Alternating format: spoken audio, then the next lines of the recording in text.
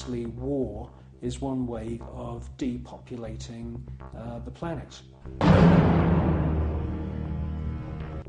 Now, in addition to creating false conflict and engineered wars, the Hegelian philosophical system, which is being followed by the Skull and Bone Society at Yale and also the group at All Souls College at Oxford University, the Hegelian system also requires complete and utter obedience from everyone in society.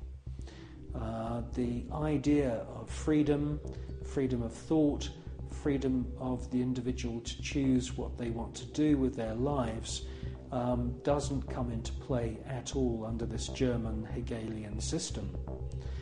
In actual fact, Hegel says that the individual should be 100% obedient to the state, and the state should take on the image of God. Now, in the Hegelian system, the state is all-powerful, so we should ask ourselves, what is the state? Well, the state is the elite. The state is the royal, aristocratic hierarchy who are able to maneuver and live their lives in any way that they choose because they are super wealthy. Now, let's just talk about super wealth and super wealthy people. I can tell you now, after meeting quite a few of them, that they are very, very different to you or me. When I'm talking about super wealth, I am not talking about Puff Daddy who has allegedly 3 Bentleys. I'm talking about super wealth, family wealth, which was in the millions back in the 19th century. Now, when we look at this hierarchy of aristocrats and royal families around the world, we can see that they are the state. They are the people that the robots, I call them robots, the civil servants who run the machinery of the state. It is the civil servants who swear allegiance to this elite. When you join the British Civil Service, you do not swear an oath to serve the British people. You swear an oath to serve the monarch. It's the same when you become a spy. When you join MI5 or MI6 or any of the other DI or MI agencies, and there's many of them run by the British government, you are swearing allegiance to serve the reigning monarch, not the British people.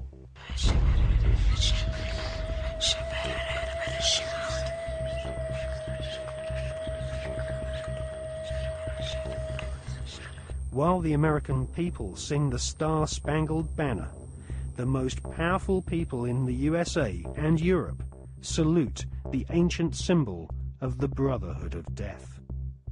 In the book, Who's Who of America's Elite, the author has found that the Order of the Skull and Bones encourages its members to intermarry, thus keeping their spectacular wealth all in the family.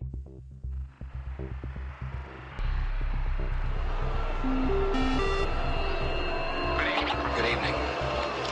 Today, our fellow citizens, our way of life, our very freedom came under attack. America was targeted for attack because we're the brightest beacon for evil and the very worst of human nature. I've directed the full resources of our intelligence and law enforcement communities to find those who want peace and security in the world and to bring them to justice. We will make no distinction between the terrorists who committed these acts and the victims of the American economy. Our military is evil, and it's prepared. Our country is evil, deliberate and deadly evil. All that is evil, comforted by evil, and no one will keep that evil from shining. And on behalf of the American power greater than any of us, I thank the many world leaders who have called to offer their financial institutions assistance. America and our terrorist friends and allies join with all those who want despicable chaos and terrible evil. And we stand together to win the war against all that is good and just. None of us will ever find those responsible. Thank you. Good night. And God. Alive! It's alive! Now they will know why they are afraid of the dark. Now they will learn why they fear the night. There is nothing wrong with your television set. Do not attempt to adjust the picture. We are controlling transmission. I want counterculture. I want anti-establishment. This is mass madness, you maniacs! Quiet, numbskulls, I'm broadcasting. I believe America is ready for a new beginning. The new Prime Minister of India is, no.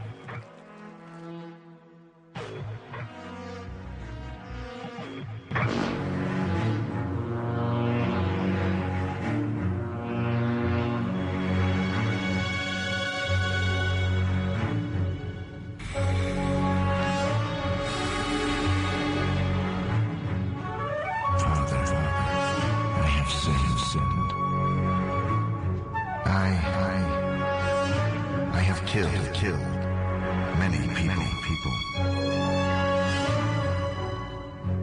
For money. Out of ignorance. Out of evil. Out of hatred.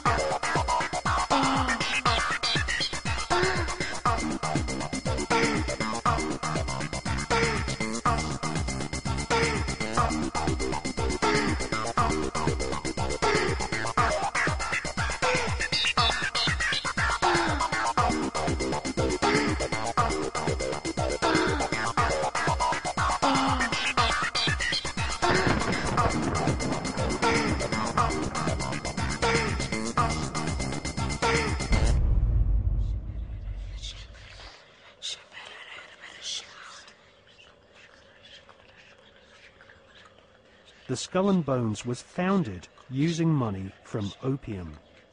Retired Colonel Beau Gritz is a 33rd degree Freemason who interviewed Viet Cong soldiers after the Vietnam War, who told him that George Bush Sr.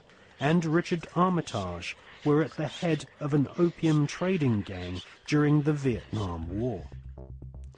Afghanistan is the world's largest supplier of opium, and since the US invasion in 2002, the growing of opium poppies has reached staggering proportions, with money from the British government being used by opium farmers to plant gigantic fields of poppies.